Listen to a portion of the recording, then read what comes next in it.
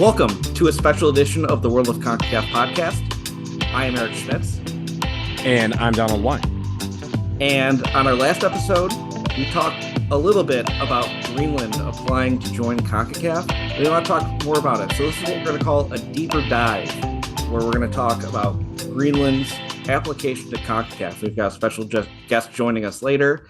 But really, it's a very interesting topic. Greenland sent their application in to Concacaf. They said they submitted it on May 13th. Concacaf has not accepted a new member since they accepted Bonaire back in 2014. So this could be a historic decision for Concacaf. Yeah, and it's interesting because we kind of, as Americans, we have heard a little bit about the story of Greenland and how we got to this point, but we don't really know that full paper trail because it involves mostly Europe, and we don't do Europe on this podcast. So luckily we have a great guest who has the European perspective to kind of fill in these missing pieces and kind of get us to understand what is Greenland, why are they in this position, and how did we arrive at this point? Yeah. And for Greenland, an autonomous territory in the Kingdom of Denmark, they really don't have quite an in CONCACAF yet, but they are trying to build their program. They had a recent friendly against Turkmenistan, and there's a lot going for them, but I think we need to talk more about it. And we are very privileged today to be joined by a special guest. We are joined by Paul Watson, co-host of the Sweeper podcast. Paul, coming to us from the other side of the pond. Appreciate you joining us. How are you doing today? Good. Thanks for having me on. Really great to finally be on the pod. Yeah, no, appreciate you coming on. And obviously, this is a topic that we share in having like an intense interest in. It's Greenland, and why is Greenland going into CONCACAF, or potentially? So I guess first, let's kind of start off with like, how did we get here? How did we get to the point where Greenland decided to send a letter to CONCACAF to say, hey, we want in? It's a very good question, and it's certainly raised some eyebrows. I think that CONCACAF is where they've headed, but to be honest, the UEFA door was the one they wanted to push open for a really long time. Like UEFA definitely felt like the clear favorite to go for many years, and that's largely due to Greenland's geographic location and its proximity to, say, Denmark and its close links with Denmark. The fact the Faroe Islands have exactly the same status as Greenland went into UEFA. So it always looked like UEFA was the pathway. And this shifted, I think, when UEFA effectively slammed the door on anything but independent nations. And so this is relatively recent that became pretty much fixed, set in stone. And even after that, there was this period, I think around 2020, 2021, where there was a sense that maybe UEFA would push back on that and allow other places where there was a good reason to still come through the door. But no, as soon as that really did seem finished, really CONCACAF is the only option available to them. I think that's an interesting point because, in applying for CONCACAF, you consider, you mentioned that, Greenland geographically is close to Iceland and close to Europe, but, it might be a culture clash because in, North American maps, Greenland is right there. And in Yeah. Greenland and in several sports, including their national sport of handball, they compete in North America. Do you think that Greenland considers themselves more European than North American? I think is the real question. And that is a very good question. I don't qualify myself massively to speak on behalf of Greenland. I think it's a really complex cultural thing here, and it taps into various different things. So there's obviously the fact it's within the Kingdom of Denmark technically, is a big aspect of Greenlandic identity, but there's a huge tension between those who kind of want to push away from that and say, look, Greenland is its own identity. Like, we're not part of Denmark. There's a very strong, fierce Greenlandic identity. But I would argue that the fact is Denmark is still a big part of life in Greenland, and kids there, people all through whatever age speak Danish, and Denmark is the big power that kind of tends to weigh in. So from my experience, having been there, having been in touch with people there for years, Denmark always felt like that was where Greenland was going to get support from, and has supported them. Their coach is Danish, Morten Rutjaer. Denmark has always been that kind of like the near neighbor. So that was why for me it was maybe more European in feel than North American, but really fiercely very different to both. Yeah. And now we've seen similar countries with similar relationships.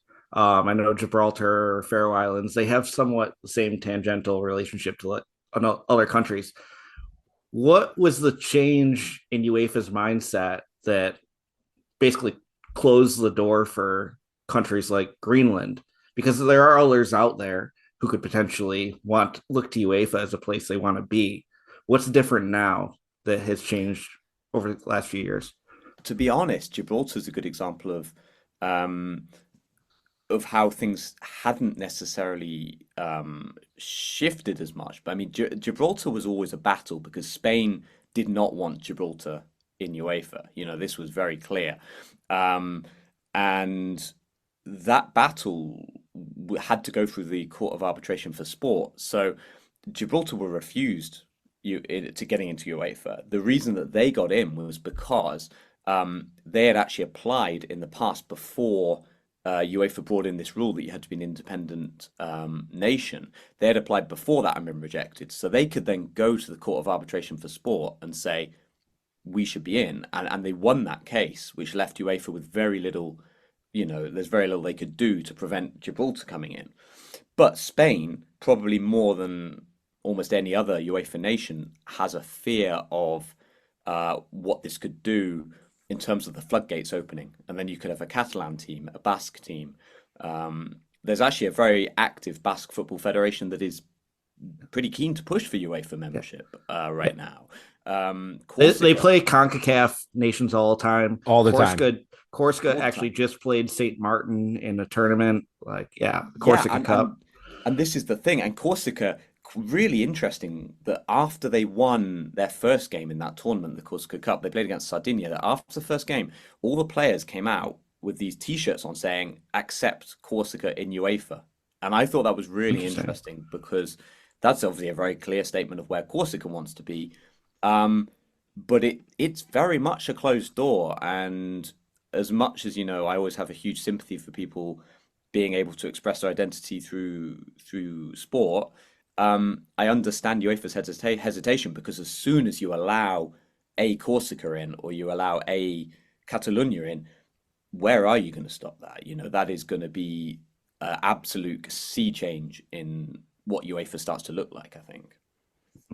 So, they've been knocking at the door of UEFA. UEFA's not answering, and now they turn to CONCACAF. But as you know, last month there was a ruling, or at least a new rule change by FIFA that kind of felt like it sprung a lot of things into action, and that was that rule that FIFA will no longer allow non-independent nations as if they are not recognized by the United Nations. Was this process to get to CONCACAF and apply? Was that something that wheels were already in motion before this change happened in Thailand last month, or was this something where the rule change by FIFA is the catalyst for them applying now? No, I believe it was already in motion. I'm not entirely sure what the timings are in terms of like how far along they got, but it's over a year that I've been in contact with people in Greenland specifically about CONCACAF, and there had always been a sense that like there were things in motion, but this official application, the fact it's gone in now, I find very interesting because I know that it's been a long process of trying to work out what kind of allies they have in CONCACAF, who's going to fight their corner. Because in the end, that's what this is, right? We can talk about, there's a million things you can put down. You can say, look, are the facilities up to it? Are the hotels up to it? Are there all these things? The reality is, if they have enough people fighting their corner in those conversations, in the key rooms, that is what will make the difference. And the feeling was that they had got a couple of people who were willing to go to bat for them, and that shifted over the last kind of year and a half to a point where they thought we're going for this. Yeah. Now, obviously, Greenland's federation, they put out the statement saying, "Hey, we've applied to Concacaf. This has happened." The Concacaf has not confirmed that they've received this application. They've not commented on it.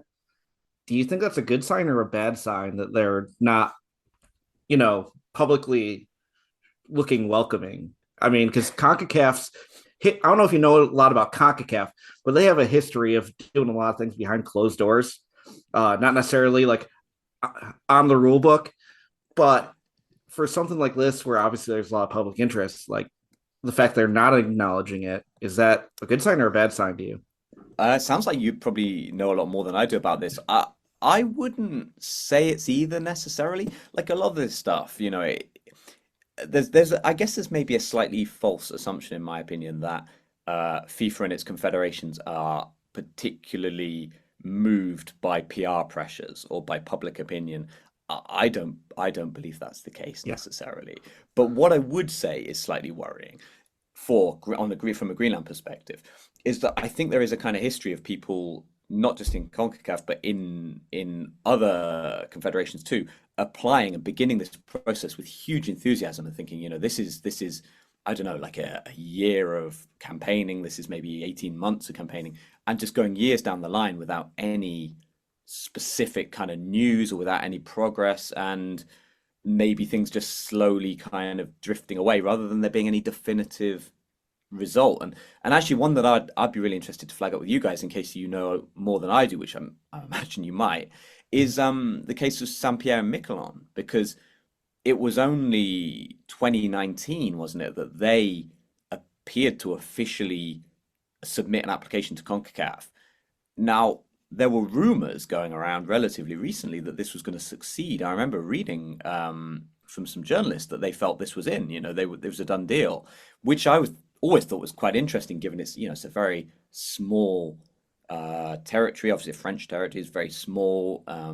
But yeah, nothing, as far as I'm aware, I've never heard anything come of that. And now we're years down the line now.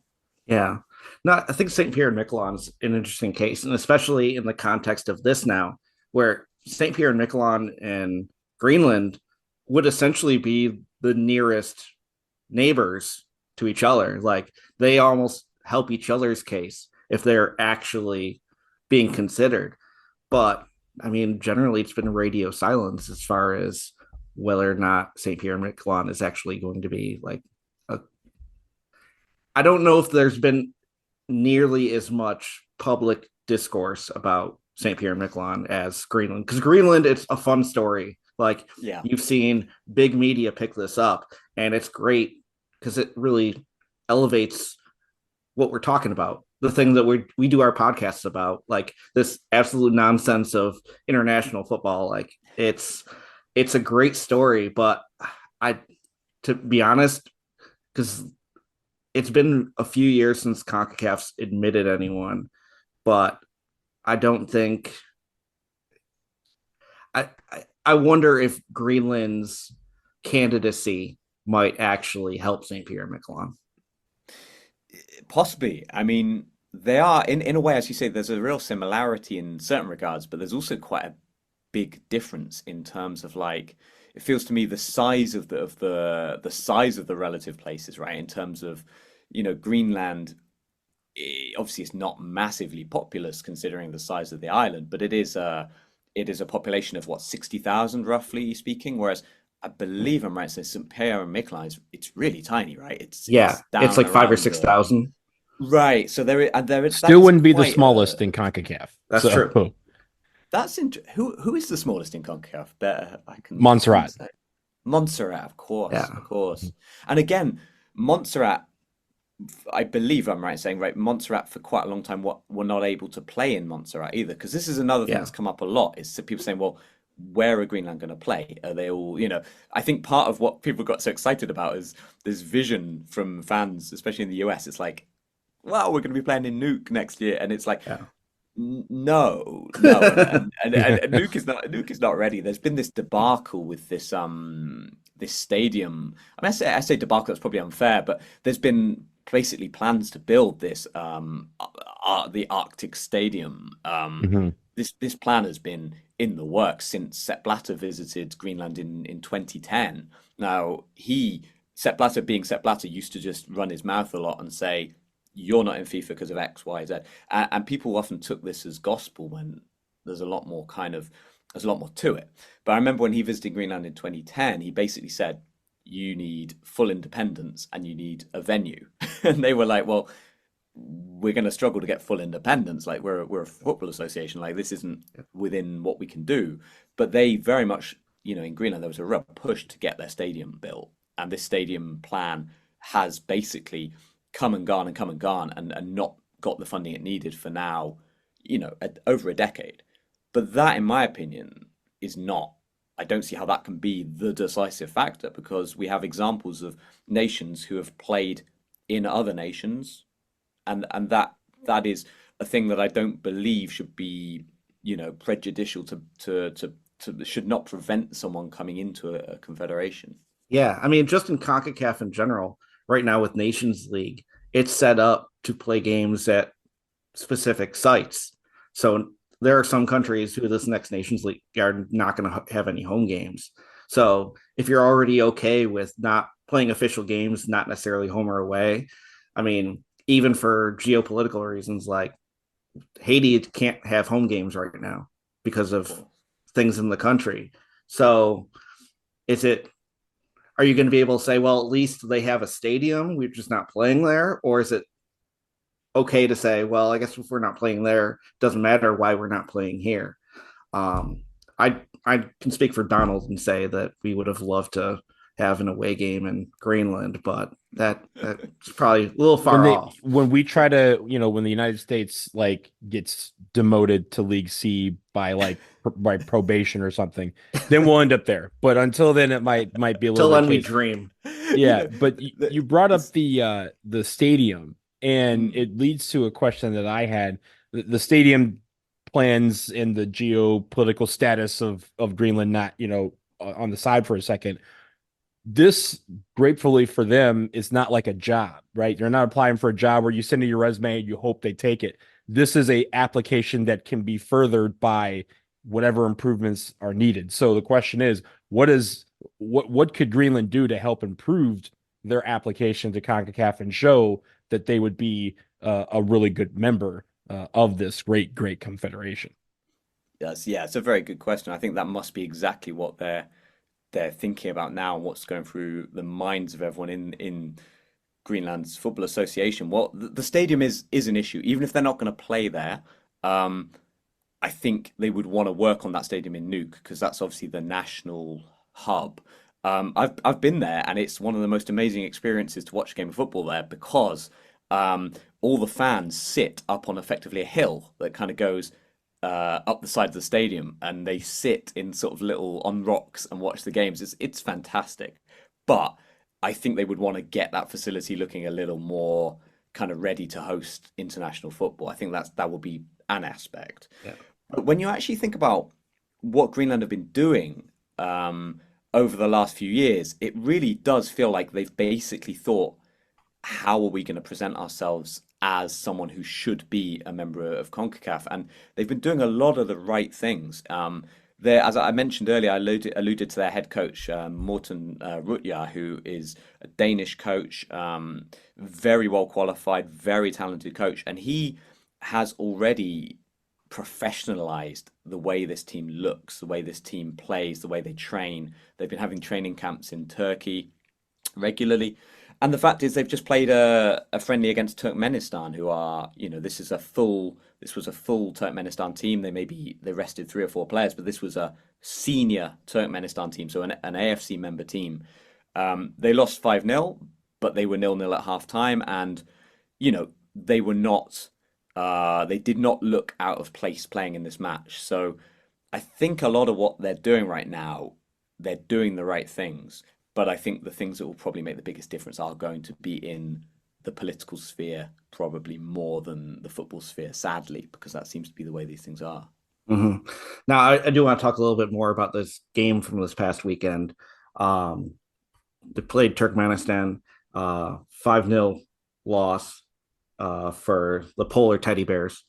Do you think the weather, the conditions actually had an impact? Because that had to be a little bit warmer than the Greenland players were used to in Turkey. Yes, yes, and I think you can see that because I think I mentioned so on the day of the game it was 1 degree above zero. Oh, you guys doing Fahrenheit, don't you? You can talk We Celsius. we know can what that figure it is. out. You guys Yeah, are we know what you're right that in is. Celsius. We got yeah.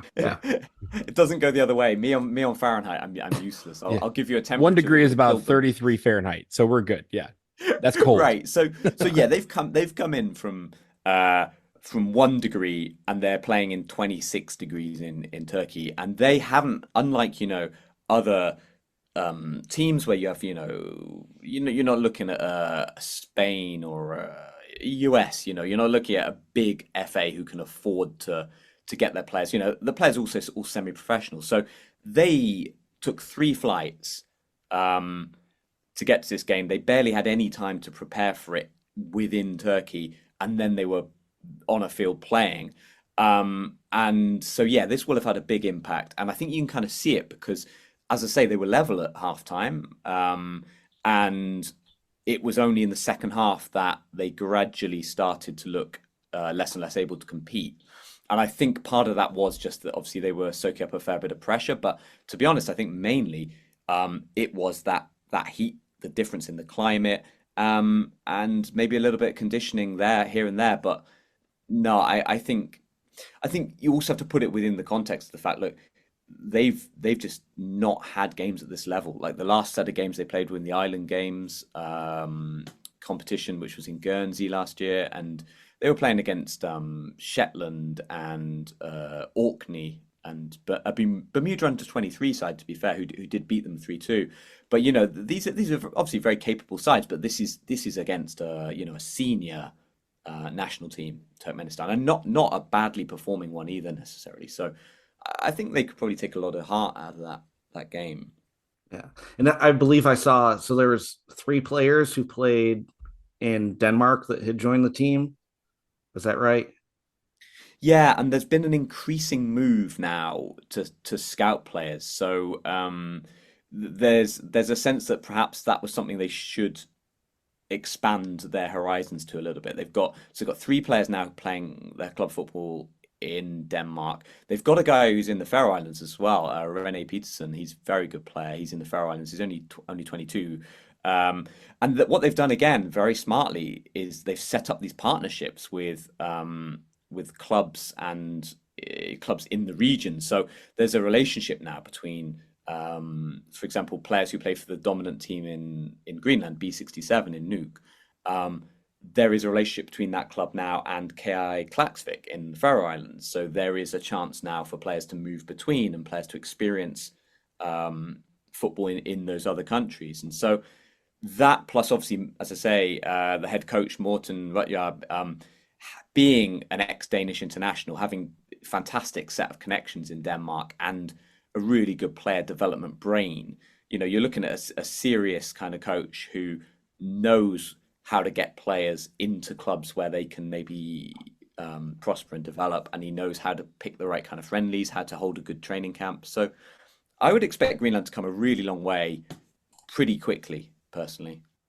Does Greenland, some of these other countries that have colonies, territories, overseas departments, in the case of France, you'll see some players that may be born on an island or born somewhere and be able to represent the parent company, so their parent country, so to speak, but then go back, right? Will does Greenlandic people end up going to the Faroe Islands, going to Denmark, and will they be able to kind of recruit through maybe heritage that way? In other words, are we going to see like a Christian Eriksen do like what Florent Maluda did for French Guiana and kind of go back and play in a Gold Cup even though he's not supposed to? Do you have do they like mix over and kind of travel between Faroe Islands and other territories where they might be able to pull some of these players in for the recruitment? Yeah, and I think Denmark was always the thing. So there are examples, obviously, of Greenlandic players who have played for Denmark because that was like that's the only route in. That was the only way to play international football. Probably the most famous is Jesper Grønkjær, Hmm. who was born in Nuuk. Obviously ended up having a pretty stellar career. One of the fastest players I've ever watched, Jesper Grønkjær in his day.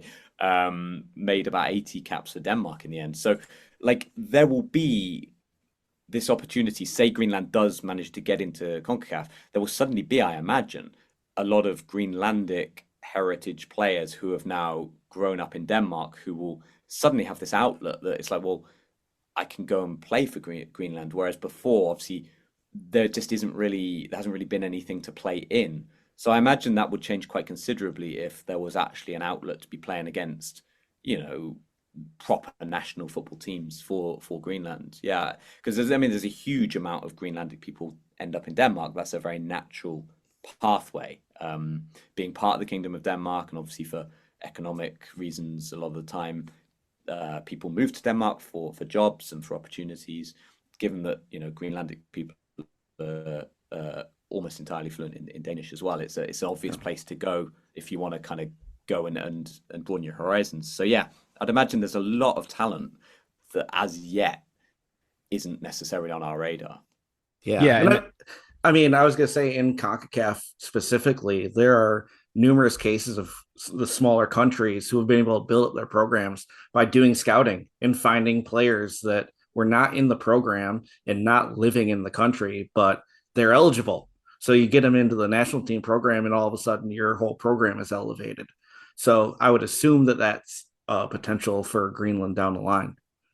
Absolutely, and that isn't even unique to CONCACAF or even smaller nations. Because I know, for example, Samoa has just done a brilliant job of bringing in a load of heritage players. It's really transformed Samoa's national football team. But we also see this at really high level. We see this with Albania having qualified for the Euro, and Albania did an enormous job on this. They did a huge database job where they drill really deep down to see, look, who could represent Albania and how many of these players are just not even on our radar. And the results of that are still being shown now. So I think it's a trend generally within football now that this is opening up, and I'd be really excited to see what Greenland could do with that. But right now, yeah, I think they're doing the right things, and I think there are a lot of talented players coming through. And for one thing, what would be really nice is this is just going to give such a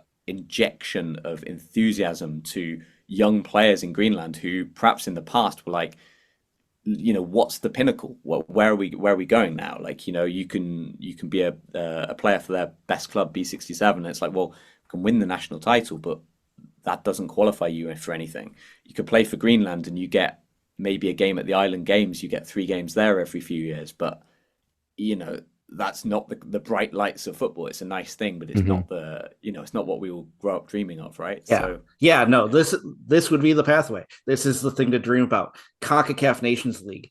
Like They that's everybody's dream. So once you can have that carrot, hanging out there, you can see football just exploding in Greenland, thinking of little kids just dreaming about CONCACAF Nations League.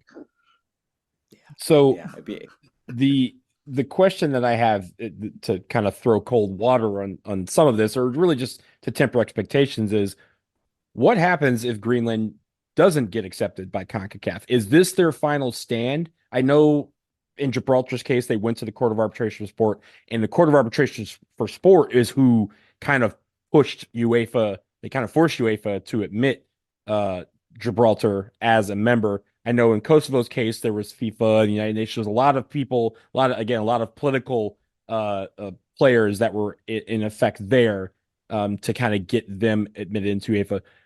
Is Greenland going to do the same route, or is this kind of like a hey, if they don't admit us, then cool? Or are they going to say, hey, if CONCACAF doesn't admit us, then we need to figure out a way to get in one of these confederations, even if we have to take it to the courts? it was a very good question. I mean, I think I think unless there's a very unexpected change, I don't see UEFA coming to the table. I don't see UEFA suddenly becoming an option. And as we discussed, really that does only leave CONCACAF.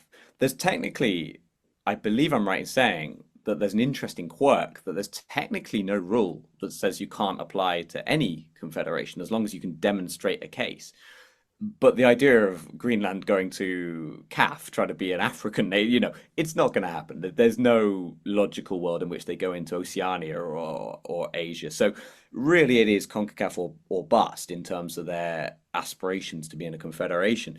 Now, I would imagine at this point they're not even necessarily countenancing the Court of Arbitration for Sport because I feel like it's such a nuclear option that like you don't take that route lightly because you are going to ostracize people. You are going to that is like as I said, it's a big thing to do to take people down that avenue. But also, it's unlikely to be successful. I was almost very surprised it was with Gibraltar, and one of the reasons for that is that the funding for the Court of Arbitration for Sport comes largely from FIFA, I believe. So you are really, I mean, It's a big it ask. seems like it's a Yeah. very big ask to turn something over in.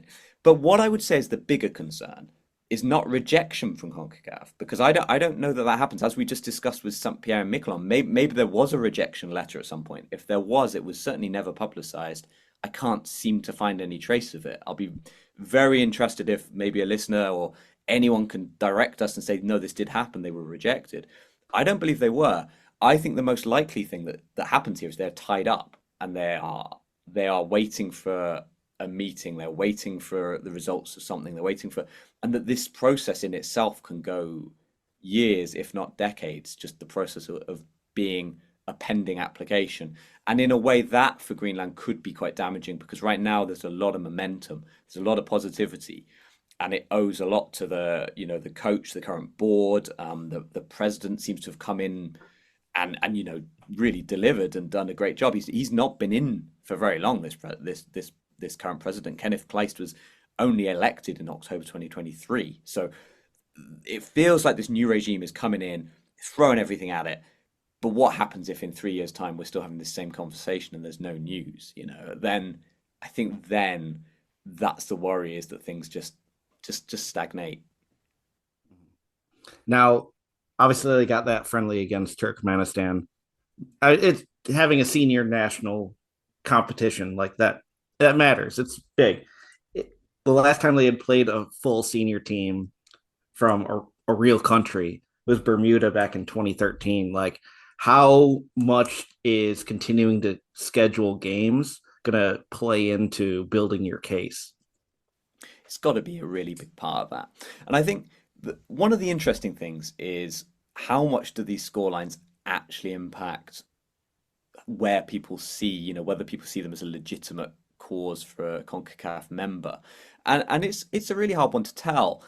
Like, it's certainly true to say that any FIFA member has at some time had to take some bashings, or at least a lot of the newer ones or the smaller ones or ones who have geographical disadvantages, they have had to take some pretty big defeats in the process of development. So, I always go back to, for example, Oceania. You have the Cook Islands, and the Cook Islands are full FIFA members. They are like a recognized FIFA member. There's no debate about that. And they're competitive. They're maybe not one of the top Oceania nations, but they are certainly competitive. There's no doubt that they belong in there. They can beat teams like American Samoa. They can beat they can compete with the Solomon Islands and much higher ranked nations. Now their first internationals, I believe, Cook Islands' first international was like a 16-1 defeat, and I think they may have even had some heavier defeats along the way. American Samoa famously lost 31-0 to Australia. Yeah. So results in themselves, I don't think disqualify a nation. I don't think if Greenland had lost 15-0 to Turkmenistan, it would be like, well, what's the point then? This lot aren't worthy of membership or admission in some way. But I do think the fact that they can play and compete, and the fact that they are visibly holding professional quality, well coached by a qualified UEFA coach, training camps, and that these are taking place, with matches attached to them where they can, with friendly matches. I can't help but think that this is going to play well when they're in the right kind of rooms, with key decision makers, that it's like, well, we're playing FIFA members. We're not being disgraced by them. That surely has to show this is a legitimate, operation here. Yeah.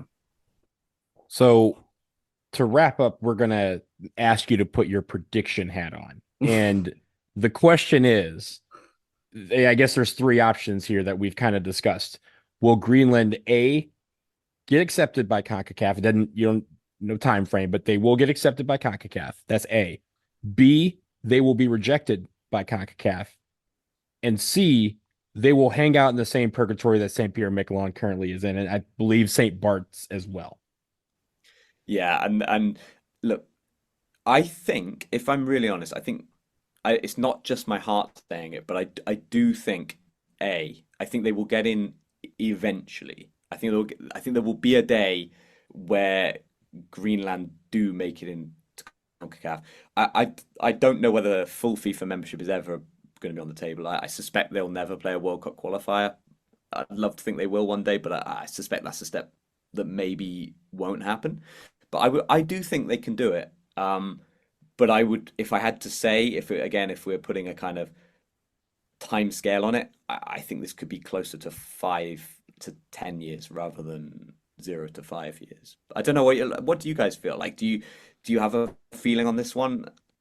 I mean, in my personal opinion, I think a lot of it comes like much of international soccer, much of the game, it's going to come down to money. Like, is Greenland's government going to be able to pay for the infrastructure that they're going to need to do this? Where are they going to raise the funds? Is it going to be some benefactor who just all of a sudden decides he wants this to happen and throws money at it? Because if they get the facilities and they get the resources to travel, because if they want to get in CONCACAF, they're probably going to have to go to CONCACAF. Like, they won't be hosting any games anytime soon, but if they can find ways to get some of these smaller CONCACAF nations, your St. Martins, your Bonairs, like, find a way to play them, even if it's in Europe. Bonaire and St. Martin, the Dutch one, are playing this week over in the Netherlands. Like, Yeah. get games, get relationships. Like, the important part is like being a friend to a lot of these smaller nations, because when you've got 41 nations in CONCACAF, yes, you need the United States and Canada and Mexico on your side. But if you get the Caribbean Football Union on your side, you got a much better chance of getting in. Yeah, for Yeah, and me, oh, sorry. go ahead. I was just gonna say, you make a very good point about the fact that so many of these CONCACAF nations have European-based players, if not whole squads, and the opportunity there that lies therein to play matches. Very recently I was at San Marino versus St. Kitts and Nevis, and I think the feeling there was St. Kitts and Nevis had a great chance to send out their European-based guys and play a game that they thought they could win, which they did win, and play that game effectively on the doorstep of those players. And again, if Greenland can present themselves as an opportunity for that kind of competition, it feels quite attractive.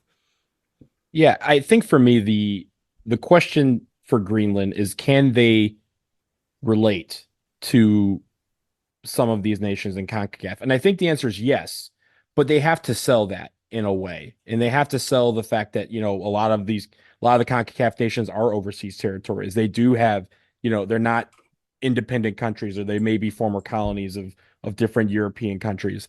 And I think when it comes to Greenland is in a similar position as all of them. They just have to show that, hey, we're not as different as you may think on paper. And I also would hope that they treat that application as a working document and not just, hey, we want to apply, but continually check in and show, hey, we're making the improvements necessary. We're adding this, we're doing that hill, we're putting seats in, like those sort of things, to make them, show CONCACAF that they're serious about this and serious about joining them. Because again, they, just like you laid out, everyone knows that timeline, right? They know that they've been, again, trying to, ring the bell and knock the door and solicit at UEFA for a long time. And now they're finally turning to CONCACAF. I'm sure some CONCACAF countries are like, why? Like, why are we the, the second door you knocked on instead of the first? So to continually show that they do want to be a part of all of that and how they would fit in and be a good neighbor, so to speak, Yeah. is really what's going to set them apart. And I agree with you, that's going to take some time. I don't think anyone right now is going to make any decisions. It will be interesting to see whenever CONCACAF does meet up next, which I think is at the end of Copa America. I think it's like July time is usually when they have something. It would be interesting to see if this is on the agenda, because if it is, then yes, this process could go a little bit further. At least we get some sort of guidelines as to what they need to do, steps they need to take. But if they don't meet, if they meet and they don't talk about them, that makes that hill a little bit harder to climb. Yeah, is that the process that they have to undergo then? That basically the next time there's a meeting, it has to be put on the agenda that this application's filed, and then they have to give sort of recommendations. Because this is Yeah. what always gets very unclear for me. It's like, what is that next stage? It's not we know it's not a yes no, I don't think, unless your application is from, your local neighborhood deciding they want to be a CONCACAF member. Like, Yeah, it's not going to be a binary forget it.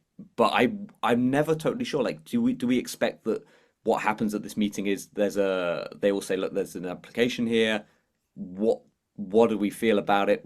What are we going to say to them that they need to do to be part of this? I think Yeah. for they don't have to, right? It's not like a next step is it goes on the agenda, but from a optic standpoint, if at the next meeting, if you apply to something and the next meeting they discuss you, that at least means they're taking it seriously. On the contrary, if they don't bring it up, then people could go, "Hey, that Greenland thing was just a nice little gesture," but CONCACAF's not taking them seriously. Like, what are they Yeah. like?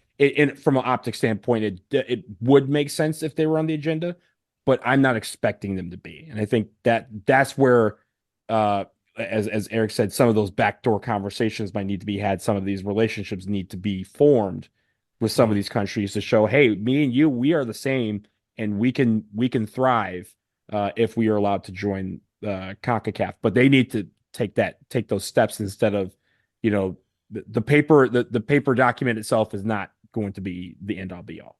Yeah. And I mean, like we said, creating those relationships, making it a living application instead of just hoping that they're going to take it on the first. Like the great thing about CONCACAF and the beauty, like the thing we love about it is like, as far as like facilities go, the bar is low. Like, yeah, they've got a field with a hill. They say seats 2,000. Like a quarter of CONCACAF plays their senior games in places where they're parking cars at the end line. It's not like these are grand palaces, but knowing the conditions and knowing that's like you need to sell CONCACAF that this is something like you can't necessarily be the lowest, clear the lowest bar, but once you start Yeah. clearing some of those bars, once you start developing those relationships, I think that's when they build their case. Because right now the case is pretty weak. It's like, do you want to take all these flights to get up here, or without ever like again? It's been 11 years since they played Bermuda in a senior game. Like you got to have a little bit more of a Yeah. relationship with your neighbors. Yeah, and that is where it gets tricky because, as you say, they are their neighbors, but it's not, they're not their neighbors in sort of simply a geographical, logistical sense. It's harder for them maybe to do the tour, to meet the right people is going to be a bigger thing for Greenland to do. It's not like they can kind of try and join the Caribbean Football Union or, there's no easy route to suddenly being in rooms with six or seven or eight or nine of these nations that they want to get on side.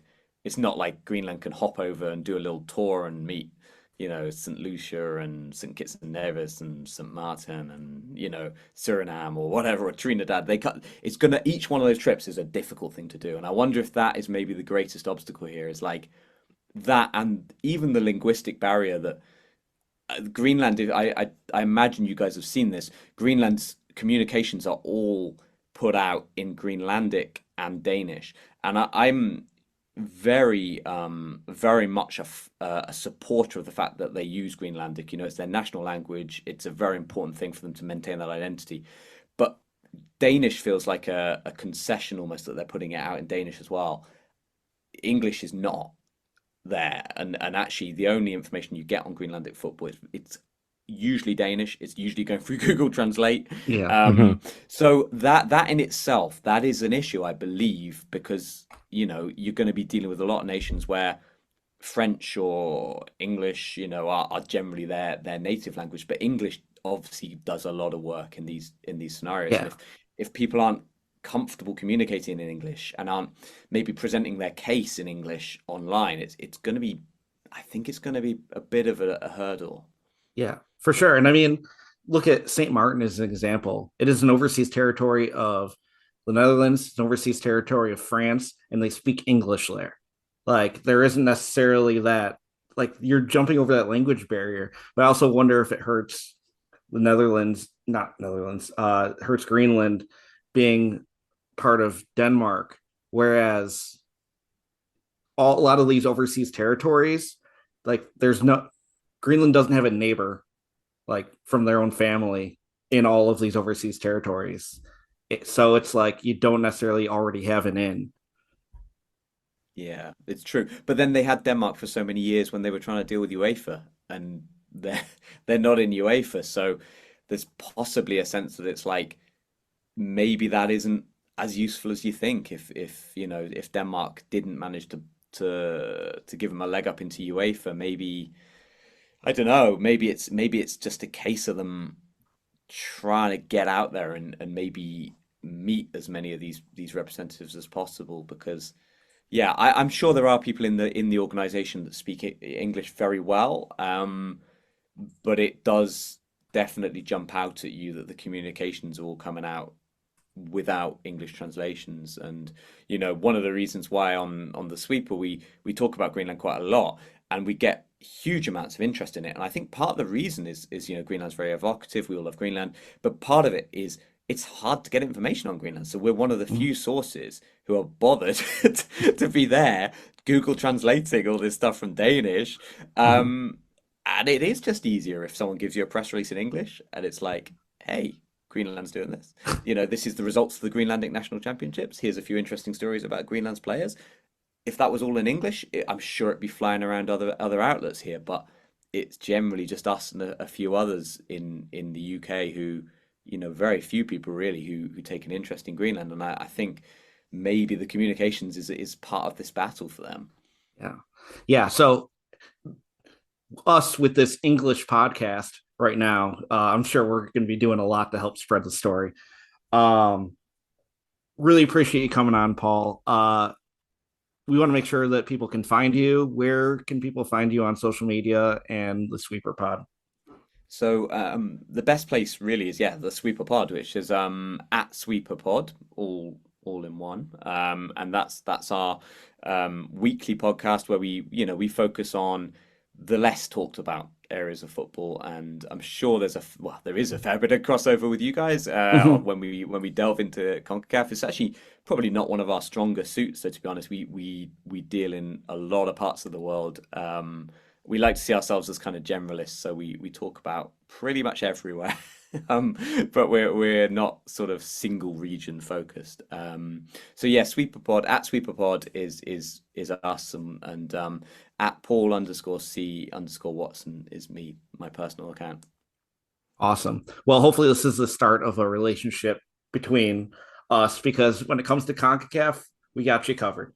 That is our world, and we just live in it. Just embracing the vibe. So anytime you need an update, you know where to find us. Yeah, we will definitely be taking you up on that because again, like so much of the time when you have a foot in somewhere, but you're not like the experts. When you see stories come out of CONCACAF, sometimes as a non-CONCACAF like expert, you just can't quite understand what's going on. We don't So understand it a like, lot of times too. Yeah, You know, we could just say that's CONCACAF. Yeah. yeah, I see a lot of that when this whole phrase of like they got CONCACAF or Yep. this I love it, and it's good to know we're not the only ones who are there just looking completely baffled sometimes. yeah, we are here to talk about how baffled we are a lot of times.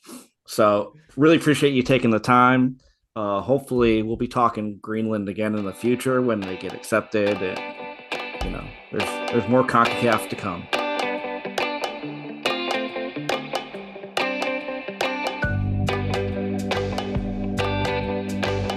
All right, Donald, I think that was an excellent conversation with Paul. I really appreciate that he came on and gave the European perspective on everything.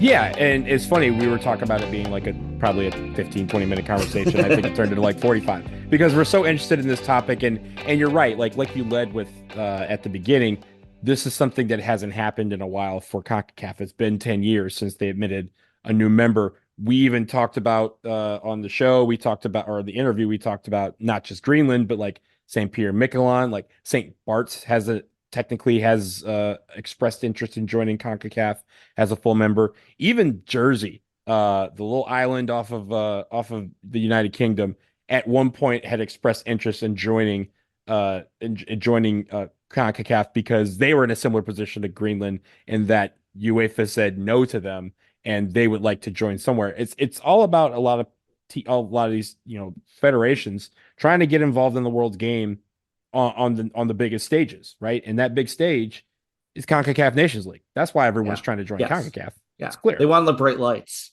They want Nations League, and we understand that. Greenland doesn't have lights in their stadium yet. They're working, but to get there, they need the lights. So we'll hopefully make sure they can get that if they join the Confederation. Yeah, I did enjoy looking up their stadium information. Nuke Stadium, their big concert that they've had is the Scottish band Nazareth was there in 2007. Interesting. They had one song in the 70s, and they're playing the headliner at Nuke Stadium. I guess I would do it. Yeah, I'd do it. I don't think the Eras tour is going to fucking Nuke. So that's fine. Maybe they should. Maybe that's what they need to get into CONCACAF. Some Swifties, I'm sure, would agree. Yeah, get the funds to boost the program. All right, before we get even more sidetracked, let's thank Paul Watson from the Sweeper Pod. You can find them at Sweeper Pod on Twitter. We're not calling it X. And their podcast, the Sweeper Podcast, available wherever you get your podcasts. They also have a Patreon. Feel free to go support. A lot of great content there. Thankful for Paul coming on. We also have our own great content. And Donald, you have your own great content. Where can people find your content? Yeah, so I am at BlazingDW on Twitter, and starsandstripesfc.com. You can find my written content. Also, in addition to the World of CONCACAF podcast, I have my other podcast, the USA Soccercast. Yeah, great podcast. We love the USA Soccercast. Appreciate you. We also love our patrons. Everyone who supports our podcast, patreon.com/podcacaf, PODCACAF. Go there, support the pod. Here are one more round bonus episodes. And help us do this thing. Also follow us on social media at PodCacaf, PODCACAF, everywhere on socials. And Twitter, Facebook. And Slape in Absentia couldn't be with us today. At JSlape SSP for him, and also Broadway Soccer. Sports Media. Yeah. You can find his stuff there as well. Okay. Thanks for tuning in. A lot of fun stuff coming up in CONCACAF, but we wanted to make sure that we really took a deep dive on what really is a huge story in the history of CONCACAF. So thanks for listening. Thanks to Paul. Thank you, Donald. I'm even thanking Slape, who's not here. And thanks to you for listening. We'll see you soon.